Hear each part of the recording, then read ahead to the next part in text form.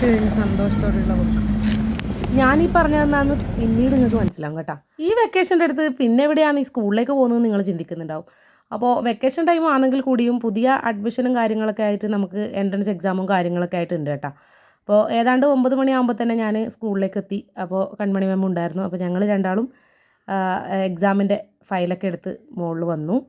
അപ്പോൾ നമ്മുടെ കമ്പ്യൂട്ടർ ലാബിൽ വെച്ചിട്ടായിരുന്നു എക്സാം കേട്ടോ. കമ്പ്യൂട്ടറിൽ ചെയ്യാനും അതുപോലെ കുട്ടികൾക്ക് എഴുതാനും ഒക്കെയുള്ള ടെസ്റ്റുകളുണ്ട് കേട്ടോ. അങ്ങനെ ഞങ്ങൾ 5 പേരും കൂടി കമ്പ്യൂട്ടർ ലാബിൽ ഇങ്ങനെ ഇരിക്കുമായിരുന്നു. സത്യം പറഞ്ഞാൽ നമുക്ക് അത്രയധികം ആളുകൾ വന്നിങ്ങനെ നിൽക്കാനും ഇരിക്കാനും കഴിയാത്ത തിരക്കുകളായിരുന്നു സാധാരണഗതിയിൽ ഉണ്ടാവാറുള്ളത്. പക്ഷേ ഇതെന്താണെന്നറിയില്ല, ഈ ദിവസം അതായത് എന്താ പറയുക, ചില ദിവസത്തെ കണിപ്പരുത്തെന്നൊക്കെ പറയുന്നില്ലേ, അപ്പോൾ ആ ഒരു ദിവസം എന്ന് പറയുന്നത് ആരും ഉണ്ടായിട്ടില്ല. ഒന്നാമത് ഈ ഒരു കാലാവസ്ഥാ പ്രശ്നം കൂടി ആണോ എന്നുള്ളത് നോക്കാനുണ്ട്. അപ്പോൾ അങ്ങനെ ഇതാ നമ്മുടെ മേത്താവ് മാമൻ ഗെയിം കളിച്ചുകൊണ്ടിരിക്കുകയാണ് കേട്ടോ. അപ്പോൾ ഇതാ വിദ്യാ മാം റീൽസ് നോക്കുന്നുണ്ട്. അപ്പോൾ അങ്ങനെ എല്ലാവരും ഫോണിലൊക്കെ നോക്കി ഇങ്ങനെ ടൈം സ്പെൻഡ് ചെയ്യുകയാണ് കേട്ടോ. അതിനിടയിൽ ബോറടിച്ചിട്ട് ഞാനൊന്ന് താഴെ ഓഫീസിലേക്ക് വന്നേ. അപ്പോൾ ഓഫീസിൽ നോക്കുമ്പോഴത്തേനും ഓഫീസിൽ സ്റ്റാഫുകളൊക്കെ അവരുടേതായിട്ടുള്ള കുറച്ച് ജോലി തിരക്കും കാര്യങ്ങളൊക്കെ ആയിട്ടുണ്ട്. പിന്നെ അതിനിടയിൽ ഫീസ് സംബന്ധമായിട്ടുള്ള കാര്യങ്ങൾ, പിന്നെ അതുപോലെ തന്നെ മറ്റ് കാര്യങ്ങളൊക്കെ അന്വേഷിക്കാനൊക്കെ ആയിട്ട് നമ്മുടെ സ്കൂളിൽ കുറച്ച് പേരുണ്ടായിരുന്നു അവിടെ. അങ്ങനെ ഉച്ച വരെ നമ്മൾ വെറുതെ ഇരുന്നു ഗോയ്സ്.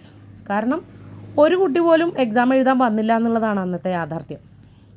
സത്യം പറയാം എംപിയുടെ ചരിത്രത്തിൽ ആദ്യമായിട്ട് തന്നെ ആയിരിക്കും കേട്ടോ ഇങ്ങനെ. അതിനുശേഷം പിന്നെ ഞങ്ങൾ പെട്ടെന്ന് ഇറങ്ങി. അപ്പോൾ എല്ലാവരും വിശന്ന് പൊരിഞ്ഞിരിക്കുകയാണ്. അടിച്ചും നമ്മൾ ടൗണിലേക്ക് പോയി. അപ്പോൾ നമ്മുടെ സ്കൂളിൻ്റെ അവിടെ തന്നെയുള്ള ബസ്സിലാണ്. അപ്പോൾ അവിടുന്ന് പെട്ടെന്ന് തന്നെ നമ്മൾ കാസർഗോഡ് എത്തി. കാസർഗോഡ് എത്തിയതിന് ശേഷം പിന്നെ റോഡൊക്കെ ക്രോസ് ചെയ്യാനുണ്ട്. അപ്പോൾ നമ്മുടെ കൂട്ടത്തിലുള്ള കൺമണി മാമിന് റോഡ് ക്രോസ് ചെയ്യാനൊക്കെ വളരെ പേടിയാണ്. ഈ പറയുന്ന കൺമണി മാം റോഡ് ക്രോസ് ചെയ്യാൻ പേടിച്ചിട്ട് ഇപ്പുറത്തുനിന്ന് റിക്ഷ പിടിച്ച് അപ്പുറത്തേക്ക് പോകുന്ന വ്യക്തിയാണ് കേട്ടോ. പുള്ളിക്ക് ഭയങ്കര പേടിയാണ്. മേത്താബി മാം വന്നിട്ടില്ലായിരുന്നു. ഞങ്ങൾ 4 പേരായിരുന്നു പിന്നീട് പോയത്. അപ്പോൾ ഫോട്ടോസൊക്കെ എടുക്കാനുള്ള സ്പോട്ടൊക്കെ ഉണ്ടായിരുന്നു. വിഷു, ഈസ്റ്റർ, പിന്നെ അതുപോലെ ഈദ് മുബാറക്കിൻ്റെ ഒക്കെ അവിടെ നിന്ന് ഫോട്ടോസൊക്കെ എടുക്കാം. അങ്ങനെ ഞങ്ങൾ ഉള്ളിലേക്ക് കയറി ഫുഡൊക്കെ ഓർഡർ ചെയ്തു. ഫസ്റ്റ് തന്നെ ഒരു സ്റ്റാർട്ടർ നമ്മളൊരു ഗോപിയായിരുന്നു. നമ്മളെ കൂട്ടത്തിലൊരു പട്ടത്തി ഉള്ളത് കൊണ്ട് തന്നെ വെജിറ്റേറിയൻ മസ്റ്റ് കേട്ടോ. അപ്പോൾ അങ്ങനെ ഫുഡ് സ്റ്റാർട്ടറൊക്കെ വന്നു. നമ്മൾ കഴിച്ച് തുടങ്ങുമ്പോഴത്തേനും ഓർഡർ ചെയ്ത ഫുഡ് വന്നു. മട്ടൻ ബിരിയാണി, ചിക്കൻ ബിരിയാണി, പനീർ, റോട്ടി, ഇതൊക്കെ ആയിരുന്നു നമ്മൾ പറഞ്ഞിട്ടുണ്ടായിരുന്നത്. പിന്നെ ഒന്നുമില്ല, പടക്ക കമ്പനി ഹവാഹുദ എന്ന് പറഞ്ഞ പോലെ ഒരു കഴിക്കലാണ്. കാരണം എല്ലാവരും നന്നായിട്ട് വിശന്നിരിക്കുന്ന ടൈമാണ്. അതുപോലെ കാസർഗോഡേക്ക് വരുമ്പോൾ തീർച്ചയായിട്ടും നമ്മുടെ സിറ്റി ടവറിലുള്ള വൈസ്രോയ് ആരും മറക്കണ്ട.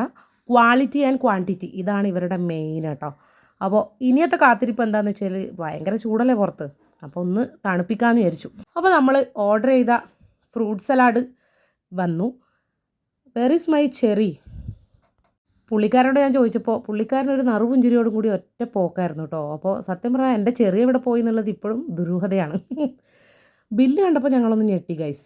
പക്ഷേ എങ്കിലും ഞങ്ങൾ സാറ്റിസ്ഫൈ ആണ്. കാരണം നല്ല ഫുഡ്, നല്ല ആംബിയൻസ്, ഒരു രക്ഷയില്ലാത്ത സർവീസ് കേട്ടോ.